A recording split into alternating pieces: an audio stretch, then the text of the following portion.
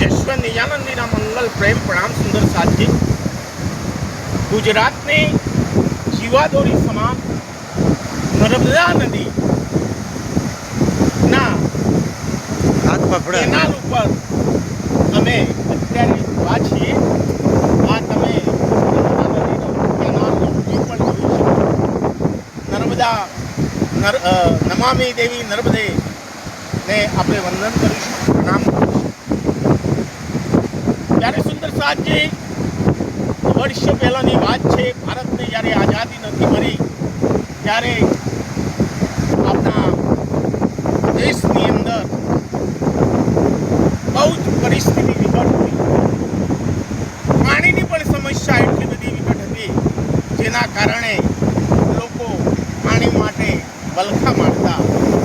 મારા ગામની વાત કરું તો 1 કિલોમીટર 2 કિલોમીટર મહિલાઓ જાય અને પાણી લઈને આવે અને પોતાના ઘરની રસોઈ બનાવે અને પોતાના બાળકોને એ રસોઈ ખવડાવે. ત્યારે સુંદરતાથી એ અરસાની અંદર આપણા લોખંડી પુરુષ એવા સરદાર વલ્લભભાઈ પટેલ તેઓ પૂરા ભારતની અંદર ભ્રમણ કરી રહ્યા હતા. ત્યારે આ સમસ્યા તેમને જોવામાં આવી. ત્યારે એમને એક સ્વપ્ન વિચાર્યું કે આ નર્મદાનું નીર જે છે એ નર્મદાનું નીર હું ગુજરાતના ખૂણે ખૂણે પહોંચાડું. અને એ માટે એમને અથાગ પ્રયત્નો કર્યા અને એ પ્રયત્નો થકી આજે આ નર્મદાના નીર ગુજરાતના ગામે ગામ સિટીઓની અંદર, તમે ઘરની અંદર અમદાવાદ સિટીની અંદર ચકલી આમ કરો અને નર્મદાનું નીર આવે છે.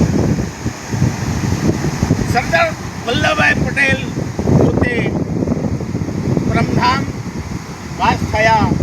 ત્યાર પછી એની નૈતિક જવાબદારી એ વખતના મુખ્યમંત્રી માનનીય ચિમનભાઈ પટેલ એ ગુજરાતની ગાદી ઉપર બેઠા અને એમને વિચાર્યું કે સરદાર વલ્લભભાઈ પટેલના વિચારોને મારે આગળ ધપાવવા છે અને નર્મદાના નીર ગુજરાતના ખૂણે ખૂણે પહોંચાડવા છે.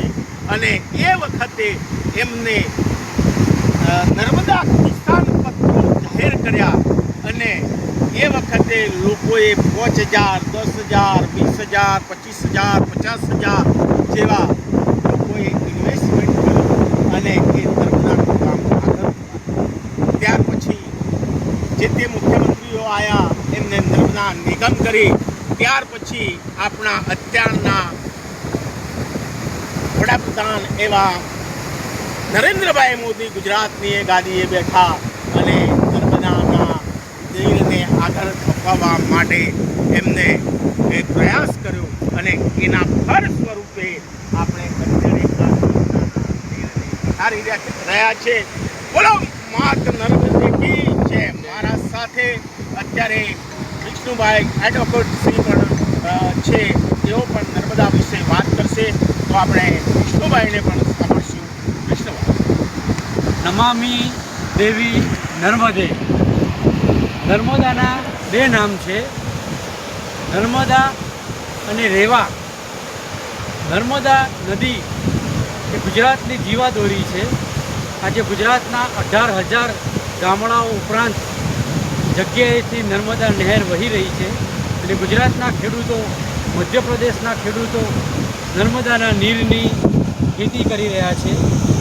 આપણા આદરણીય અને માનનીય વડાપ્રધાન મોદી સાહેબે આ દેશના હોમ મિનિસ્ટર સ્વર્ગીય સરદાર પટેલનું સપનું સાકાર કરી વૈશ્વિક ફલક પર એમનું નામ કીર્તિમાન કરતા સ્ટેચ્યુ ઓફ યુનિટી વિશ્વની એક નવી અજાયબી બનાવી છે. ખરેખર નર્મદા નીર આપણા માટે પ્રેરણાદાયી અને આશીર્વાદ સમાન છે. ના નર્મદા સર્વનું કલ્યાણ કરો. જોરદાર વાત કરી વિષ્ણુભાઈ વકીલ સાહેબે. એમના સાથે અમારા સાથે પણ પિકનિક મનાવવા માટે માનનીય શ્રી જયંતિભાઈ પણ સાથે છે. એ પણ નર્મદા વિશે વાત કરશે. જયંતિભાઈ અને હું બંને ઉત્તર ગુજરાતના વતની છીએ અને અમારા વતનમાંથી પણ નર્મદાની નહેર વહી રહી છે અને અમારા ગામડા પણ ગુજરાતની નર્મદા નહેરના પાણીનો લાભ લઈ ગુજરાતના ખેડૂતો પણ સમૃદ્ધ બની રહ્યા છે. નમામિ દેવી નર્મદે. જયંતિભાઈ, આપ શું કહેવા માગશો? નર્મદા નદી મધ્ય ભારતમાં વહેતી આગળ વહેતી મધ્ય પ્રદેશ સુધી 16 કિલોમીટર લાંબી છે. એનો લાભ ગુજરાતની પ્રજા, મહારાષ્ટ્ર અને મધ્યપ્રદેશ એ પ્રજાને લાભ મળે એ એને મધ્યપ્રદેશ સુધી લાંબી કરવામાં આવી છે. જેના આસપાસના ખેડૂતો એનો લાભ લઈ રહ્યા છે. એનાથી એમનું જીવન સમૃદ્ધ બન્યું છે અને આજે પણ એ નર્મદા નદીના કારણે લોકો ઘણા બધા સમૃદ્ધ બની પોતાનું જીવન સુખી વ્યતીત કરી રહ્યા છે. એનો ખૂબ ખૂબ અમને આનંદ છે. Okay, thank you.